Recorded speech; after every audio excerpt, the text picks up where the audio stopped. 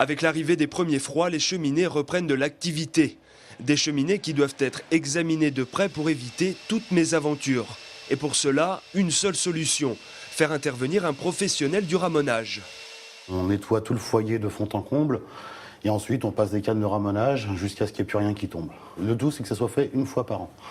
Ça, c'est obligatoire. J'ai acquis la maison au mois de juin et je ne savais pas si ça avait été fait l'année d'avant, étant donné qu'elle était inoccupée. Donc voilà, par sécurité et puis pour qu'elle soit propre déjà. Et puis s'il y a un incendie, j'ai au moins des papiers comme quoi j'ai bien fait le ramonage, quoi. Sans ramonage, le bistre s'accumule et risque à tout moment de s'enflammer. Il est donc primordial d'entretenir sa cheminée aussi souvent que nécessaire, au minimum une fois par an, mais certaines compagnies d'assurance préconisent un ramonage biannuel.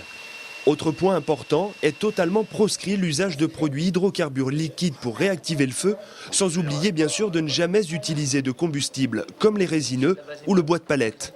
Il faut éviter tous les matériaux qui sont humides, éviter bien évidemment aussi tous les bois qui sont peints ou vernis, car la combustion de produits peints avec des produits chimiques, un, va encrasser à nouveau les conduits, et deux, en plus, il pourra y avoir émanation de produits toxiques.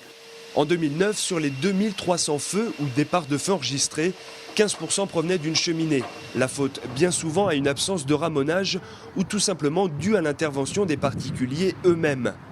Pour limiter encore plus les risques, les pompiers préconisent, eux, de ne pas surcharger une cheminée sans surveillance, surtout avant d'aller se coucher.